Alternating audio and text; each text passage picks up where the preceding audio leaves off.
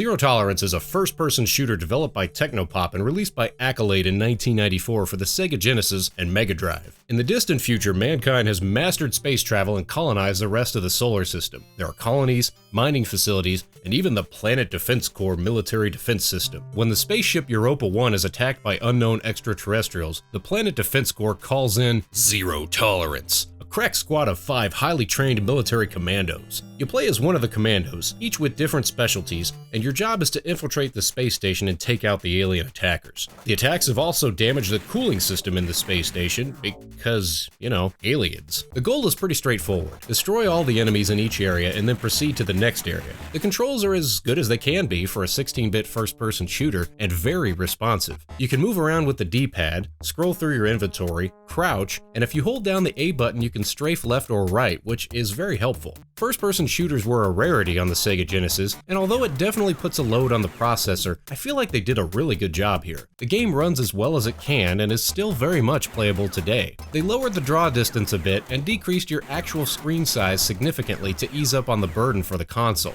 But in its place, you get all sorts of cool, futuristic stuff on your heads-up display. The top row is your inventory, the counter on the left is how many enemies are remaining in the area, and the counter on the right is your health. Down below on the left, you've got a computer readout which shows you the items you've collected, along with a map screen that also doubles as a motion tracker. On the lower right, it shows who you are. In case you forgot.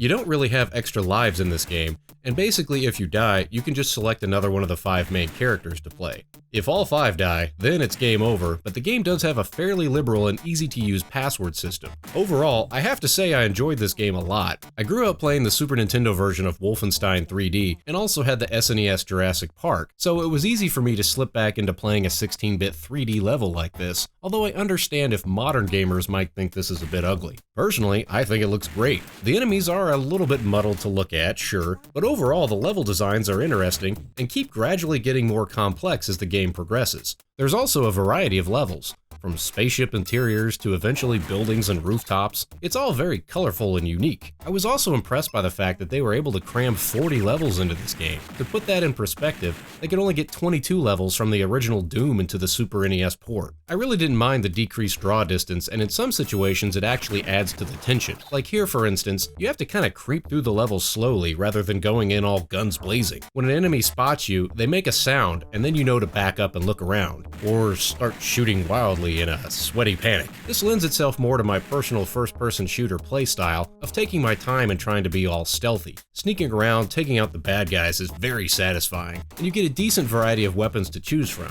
Pistol, pulse rifle, shotgun, your usual first-person shooter loadout, although I pretty much always settle on the shotgun, because, well, I was surprised to see this game was only rated as MA-13. It's pretty bloody. Check out the detail of blood running out of these dead bodies. Sometimes it even splatters up on the wall. My only minor complaints with this game is that although the music is good, there only seem to be a few actual music tracks. So unlike Doom, where every level has its own unique tune, you only get maybe a few tracks throughout the entirety of the game. Also, the crouching feature is a little wonky. Your character only stays crouched for a brief time before standing back up again. You can't seem to just permanently stay crouched. If an enemy shoots you, you seem to get knocked back like 8 to 10 feet, which is a little much. Also, if you clear out a level, the lady on the voiceover keeps bugging you to proceed to the next level. Proceed to next level.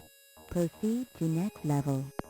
I'm working on it, lady. I'm trying to find some health. Dang. But those are minor complaints, really. I'm just gonna go ahead and say this, and I'll probably get roasted for it. I actually grew up a Super Nintendo kid. Not because I was necessarily a fanboy or anything like that. We could just only afford to have one or the other. At this point in my gaming career, I don't really care which is which, and just want to find good games to play on any console. For the most part, I have no regrets about having the Super NES and the games I played on that growing up, but I have to say, Zero Tolerance is the first Sega exclusive game I've ever played that made me actually wish I would have grew up a Sega kid. I would have devoured this game as a 10-year-old, and I'm disappointed I missed out on it the first time. I'm glad I found it now, and if you're looking for something different, it's still relatively cheap and seems to go for under 20 bucks on eBay. So go out and give it a try for yourself. This game also featured a 2-player mode. If you had 2 cartridges and 2 consoles, as well as the Sega Genesis link cable, you could actually team up with a buddy and play through all of these levels co-op. That would have been a lot of fun. There was also a planned sequel called Beyond Zero Tolerance, and although the game was cancelled, a ROM of the prototype exists and can be downloaded and played with a little bit of searching.